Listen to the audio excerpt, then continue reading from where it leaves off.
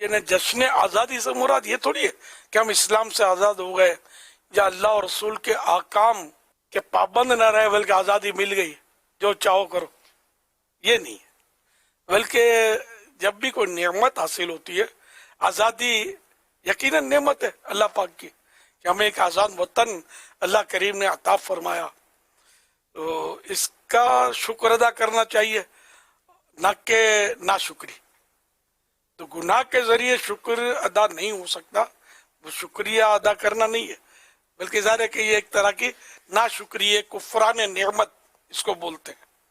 تو ہمارے ہاں بس یہی صورت ہے کہ کفران نعمت کا بہت زیادہ سلسلہ ہوتا ہے، ذہنی طور پر غلام ہے، جی ہاں، ذہنی طور پر شیطان کی غلامی کی زنجیریں ہمارے قدموں کو جکڑے ہوئے ہیں، ہمارے دماغ اور دل پر قبضہ ہے، اسی وجہ سے تو گناہ ہو رہے ہیں، ورنہ گناہ کیوں ہوتے؟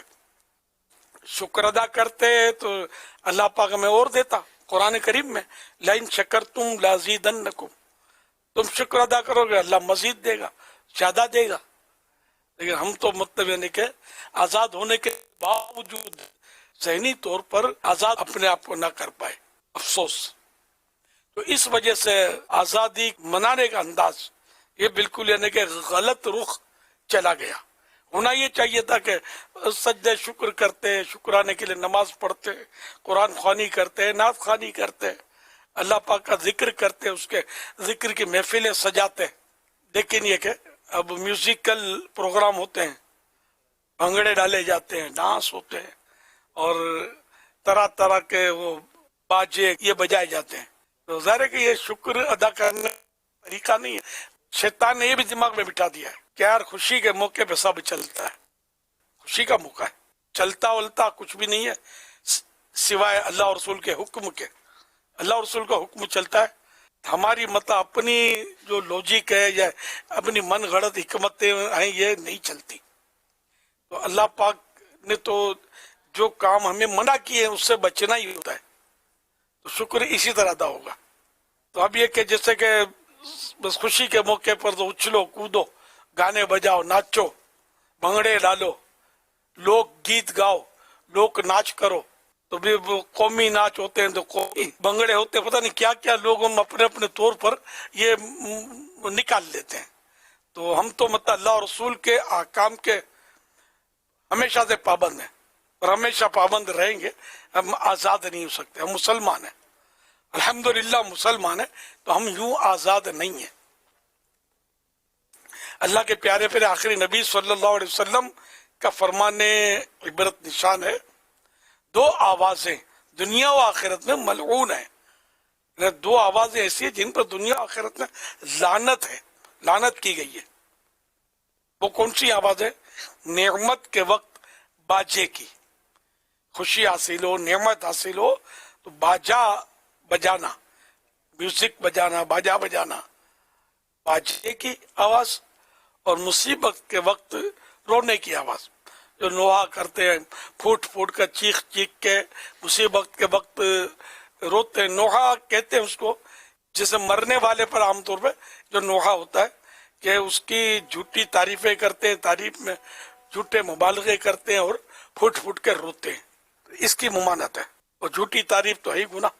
تو یوں مطلب یہ کہ ہم لوگ جو ہیں یہ معاذ اللہ بعضوں کے ذہن میں شیطان نے بٹھا دیا کہ خوشی کے وقت کوئی بات نہیں ہے، میوزک گانے سب چلتے ہیں۔ ہمارے آقا صلی اللہ علیہ وسلم کا حکم ہمیں پتہ چل گیا کہ دو آوازیں دنیا آخرت میں ملعون ہیں۔